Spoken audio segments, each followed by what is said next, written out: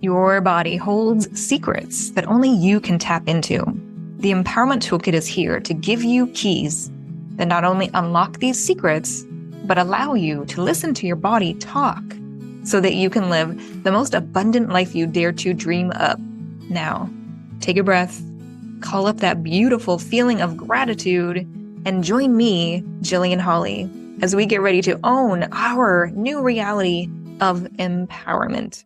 Welcome to the Empowerment Toolkit. I'm here with Melissa Amos. I call myself a collector of healing methodologies and modalities, and you are the same. I love that we've connected on that level. Thank you so much for joining me today. Thank you for having me. You're so welcome. I do want to ask you, as we do here on the Empowerment Toolkit, what does empowerment mean to you?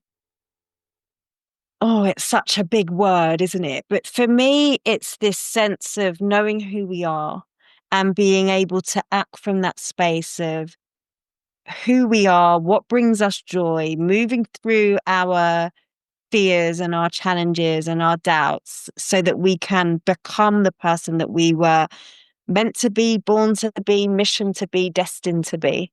I love that. Do you think that we are destined to have these insights, these downloads, these gifts of creation, or do you think they happen as the journey unfolds before us? I think it's a bit of both, to be fair, because I definitely believe in co-creation. I think we co-create our reality with the universe. And that was one of the big questions. I'm like, how can there be fate and destiny and there be co-creation? And I think that there's a mix of the two. My belief is we incarnate with a mission. We're like, right, I am going to understand this lifetime, or I'm really going to ground into this, or I'm going to evolve or grow in this stance, if you like. And then as we're going through life, these opportunities come and we either take them and we grow and we learn and we, evolve, or we go into our programming and our doubts and our fears and we come from these kind of older versions of us. And then we're not hitting the destiny. So I think destiny's there. Does it mean it's always going to happen every time? I'm not sure. Yeah. Do you see in the work that you do, and we're kind of in similar spheres of modalities and methodologies in the energetic or spiritual realms, do you see that we often get tripped up around the lack of clarity of what we want to create versus the trusting or maybe the lack of feeling self-value or worthiness? Or do you feel that there's a combination of these two going on? I think that one of our biggest challenges in life is learning who we are. And there's a difference between, there's this whole thing like trust your intuition, and we do trust, and it's good to trust our intuition. But sometimes that voice is so hidden between what our parents wanted for us and what society wants from us and what, fear is driving us towards. Like, do I want that house, that business, that offer, that product because I want it because really I want it and or do I want it because I'm scared or I'm in lack or I'm in worry or I'm in fear or I'm in competition or whatever? And that's not always that easy. Like, we don't always know what the truth is with that. Like, we strive to do things. And certainly I was there, in the earlier part of my life where I was getting the job and doing the thing and getting promoted and buying the house and getting the car and all of the things. And I'm like, this doesn't feel great. And this is what we go through, and we're told that we should feel great. And if we don't, then we need to go on pills or do something to fix it. When actually, maybe, probably, and certainly for me, it was, well, as I turned within and was like, actually, I don't actually really want that job. And I don't really want to be in that environment. And the car, I do love cars, but the car, like, I was focused on the wrong things. And I didn't know that until I knew that. Yeah, you don't know it until you know it. Yeah, for Right. sure. Yeah. Right. And I think there is a lot with that, especially, I don't know, maybe is it more so? Do we have more of that guilt or that heaviness of desiring, of wanting things in this physical realm? Do you think it's heavier for those of us who have a strong spiritual, I guess, what would you call it? We feel like we're on a spiritual path. So we feel maybe we shouldn't want or desire these material things. I think it's another one of those distractions. And it keeps coming back to knowing ourselves. Like I said, I love cars. Like, and I do, and I love to be in a comfy car, and I love to have all of those things. And it was a question. It's like, well, do I need that? Not really, but I do like nice things in life. But it's becomes it. What's the difference is, I think, is what would I do to get that? Like, what's more important? The car is not the most important thing. What's important for me about the car is, for example, feeling safe and being comfortable and enjoying the journeys that I'm in and keeping my kids safe. And like all of these things are actually what's important. And for me, that equals a certain type of car. If it was a different one, would that be okay? That would be okay. But what would I sacrifice to have that? Would I sacrifice, my morals and my values and my worth and all of these things? No, because it's not the most important thing in the world.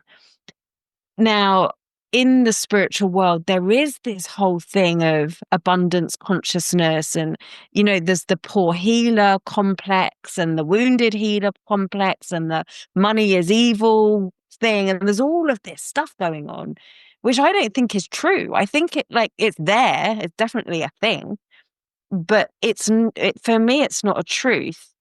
It keeps coming back into this. Like, can I be moral and, on mission and loving and kind and empathic and compassionate and powerful and all of these things, right? And drive a nice car and live in a nice house and go on nice holidays and all of these things. Like, I think you can. And I think I think we should. Yeah. Like, we don't have to, but it's, it's again, it's coming into this.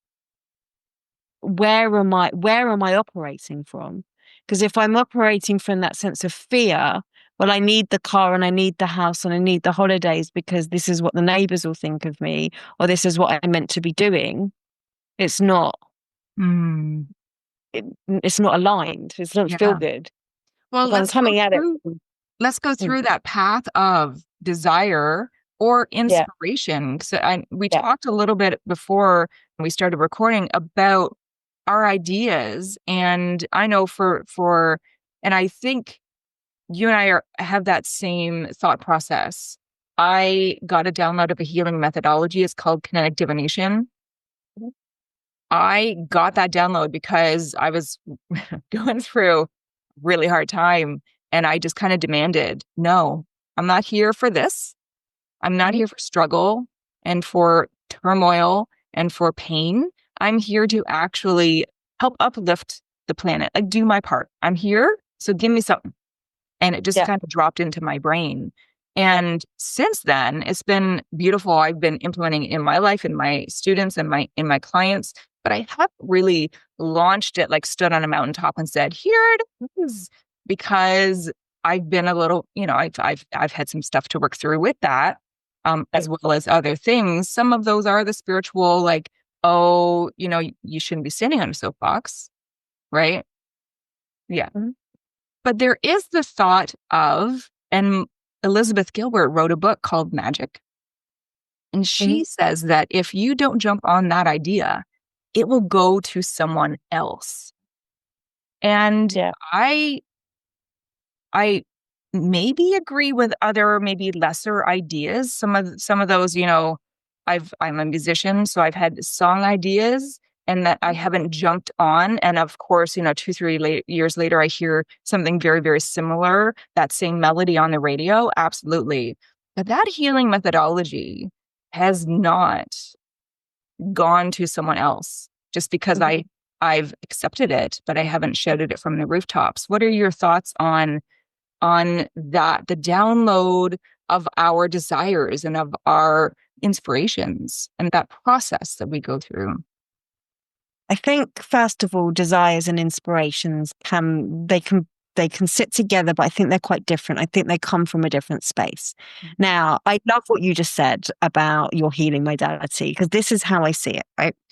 That we all come down here or incarnate with a set of skills and challenges and life circumstances and all of the things, right? And this creates the person that we are. Good, bad, right, wrong, all the things, right? Here we are as we are. We have our desires and our wants, and we put them out there in the universe. I literally see these ideas come as these little blobs, like orbs, and it's like they're floating around the world because somebody's put out there, I need this, I need some help with this. And how I like to see it is it comes, you can't see the top of my head, but it comes to this space on the top of our head, which I see as our soul star. This is everything of who we've been, right? The story of our lives. And it comes into this space as this pure idea based on the wants and the needs of, in this case, humanity, right? And then when we have this spiritual alignment and this connection, this thought idea, if you imagine it like a big white light, and this idea is like a droplet of water, right? A droplet of the white light, and it drops down into the crown of our head. This is the space of our creation. I'm open. I receive the idea. It then comes down into our third eye. So our third eye is all about inspiration. It's about envisaging. It's about what could this be? And we start to direct this idea. We start to create this, oh, this could look like this. And I wonder who this, what this could look like. So the ideas begin to formulate as these wispy, quite light, and it's when it then drops down into the throat that then we begin to speak about it. And we're like, I've had this idea, I've got this healing modality, and it's really going to help. And this is how it's helping me. And this is what I need help with. And, we start to speak it into existence. We're sharing the idea and we're sharing it effectively. We're finding our voice. We're speaking our truth. And this pure idea is coming down into this space, right? It then drops into our heart. So our heart's this space of giving and receiving, the space of compassion, of love, of higher purpose, all of this. So when it drops into the heart, this is when this idea comes bigger than me, right? This could change the world. It's going to be amazing. I want to do this because I want to help everybody. Fabulous. And then it drops into the solar plexus. This is the seat of our power. This is the taking action. This is my idea. This is the confidence that I am going to come and I'm going to share this and I'm going to act and I'm going to get the tools and I'm going to, write it down and I'm doing the thing. I haven't just spoken about it. I'm doing the thing. And then it drops into our sacral, which is our creative force. So this is where things really start to happen. This is when we begin to birth this, or, is this incubation. So this is when we create the course materials. We get the materials together. We design how it's going to look, feel, be, right? And then it drops into our root, and the root is really that seat of safety. It's also the place of the manifest. So this is when it actually becomes a thing. And the energetics around that is I feel safe in what I'm doing. I've got everything I need. This is feasible for the real world. This is mine. And I'm safe to own this and share this in the world. Right? Mm-hmm. Yeah. And so from this purest sense, we've had this pure idea. It's come down through me, you, the perfect person for the job. That's why I received this, because I'm the perfect person for the job. I have everything I need, the desires, the wants, the skills, the challenges, the experiences I've been through, all the things, the connections, all the things, the potentials. But then something happens for many of us. At some point, the idea gets stuck somewhere. And maybe even from how I've just spoken about it, you can start to see or feel where it gets stuck. So maybe it gets stuck in the first instance, in the third eye, where I'm like, I can't really, I've got this idea, can't really see how it looks, don't really know. The idea's gone. Doesn't go any further, right? Or it comes in, you've got all the ideas, and then you're like, oh, I can't find any words for it. I don't know. Like, I can see it, I can't articulate it, not even to myself. It doesn't always have to be how I share it with others. I can't find my truth. It doesn't feel like it's mine to share, right? And or could ask the people viewing this, listening to this, if you do have an idea, or if you want an idea, if you want inspiration, just to tune into what that could be. And if you do have an idea, if you do want something to be created in your life, or if you have an inspiration, if you're inspired by something, then we can tune in to the body to see where it is getting stuck along the way. I love that process. So if it is getting stuck in the third eye, we could feel tension. I had a client who kept saying, oh, I feel like a band around my forehead. There's a band there that's very tight. And, in the work that we did, we released that tension and that resistance. Is it in the throat? Feel in your body, because the body is so loud sometimes in what's going on with the body, and how we could be resisting these things being birthed, manifested in our reality. But come down to, you're talking about the heart. Well, this is the thing, because our body will tell us, and it can come in physical pain. It can come in our actions. And also, what's interesting is not only is it that this is where it fails me, or it doesn't come in for the higher chakras, it tends to then not come into existence, right? If we're thinking of it coming down, until it gets to kind of here, it's all wispy. Just an idea, right? Yeah. Mm-hmm. It's an idea. By the time it comes into the heart, we're starting to get, the heart's the center point, right? Now we could think of, so the heart, if it's stuck there, it could be, well, like, my heart's not in it, but it could be like, I'm doing this for me. Like, this is where the greed comes in. Now, I'm not saying that if you're in greed, this thing's never going to manifest, because let's be honest, we've seen things manifest from the energy of greed, so clearly it works. But it's tainted now. This is a pure idea, right? Well, and the wound of the heart chakra is unworthiness. So greed versus worth. A lot of people who we look at, multimillionaires or billionaires, a lot of people look at them as greedy, but they just have an elevated sense of worth. And a lot of us have. I'm working with a 6-figure business owner right now, and she was doing 500K months plus, and then she took a little sabbatical.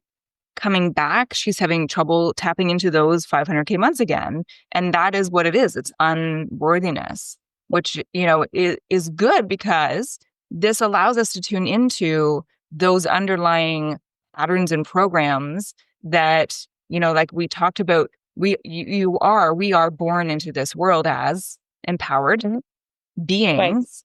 Right. And those programs, those thoughts, those filters, those beliefs, those stories are from other people, right? Don't you think? And this is where the healing work comes in. Mm-hmm. Because if there's a block here, there's nothing wrong with you. You're just a human living your human life, and we hold things in the being, we hold things in the body. The point is that these ideas, like a healing modality, like a product that wants to be launched, like a business that wants to come out, like, these 500K months, they're not really about the 500K months. There's all the stuff. Who am I helping? What am I doing? Because if I'm coming at it from, well, it's the 500K months, I would suggest that there's something there, like this unworthiness, like that's my motivation. Am I gonna? Is that initial idea 500K months, or is the initial idea the healing modality, for example, right? So where am I drawing it? I'm not saying you can't have a 500K month and I'm definitely not saying that, because I think these things can coexist. But it's where am I focusing on? Because if there's a disconnect, if there's a fear, if there's somebody else's programming that's sitting in that center, then the pure essence of the idea that's meant to come through you in your way, in your truth of your way, not in your unhealed way, right? In the truth of your way, then it's going to come out in the best way that's going to affect the world, because otherwise it wouldn't have come to you, it would have come to somebody else. I truly believe that. And so we bring it down and we bring it through and we go, okay, is it, for example, if it gets to the solar plexus and it's that I don't feel safe doing this, what can happen? Yeah, we could lose it, or we could then start searching outside of ourselves. Well, I don't feel safe. Well, now I need to go and see what that business owner does, or what that healing modality. Oh, well, that's a good idea. I think their idea is better than my idea. I'm going to take that because that works. And this business coach says I need to do this, so I'm going to do that. And I'm just going to weaken it down a bit, and I'm just going to, just soften it because it's not in my power. Yeah, dilute it so that it Yes. looks and sounds the same like everybody else is doing. Right. It's not yours anymore. It still is. It's come this far, so we're doing all right. And so it's not like, oh, well, then it's going to fail. It's just this trust, which is your root chakra, that this is mine. This is meant to be mine. I'm meant to create it. This doesn't mean I'm perfect as I am and I've got no work to do and I'm going to do this from all of my woundings. But it can also be, well, this happened to me. This is who I was growing up. This was part of my story. Look at how I overcame this. This is all of the things. And I'm coming at it from this pure essence of what these energy centers represent, if you like, because they are literally it's the manifestation ladder, isn't it? Like, if you kind of think. Yeah. And if we can let it go through every center, and then if you take it a step further into the Earth Star, which is, our incarnation, I'm doing this now, it's connected to all of the people and all of the Earth's resources and all of these things, right? And I throw it into there. Then something interesting happens, because we think about the law of attraction, right? And we know that our magnetic field and our thoughts go out there and they go out into the world, and then the universe responds. When I was sitting with this, I've got this really interesting image that we have this like torus field that sits around us, right? And it goes like this. If you can see me, my hands are at my heart and they go up and they go round. It's like a figure 8, right? There were 2 circles around me. Now, if I've had this idea and I've really let it drop all the way in, right? And now I'm being led from my heart space, my pure heart space, my pure healed heart space. I'm being led from there, right?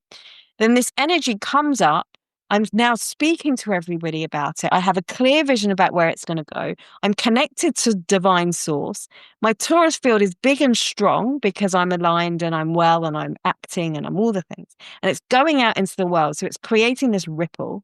And then anybody who's in my field, and I don't mean physically, even, you're thousands of miles away from me, feels it, and then it comes back through the Earth Star into the body. This is safe. This is mine. I can create more. I stand in my power, and it keeps on going. And then we're starting to attract the people that need our unique flavor of help.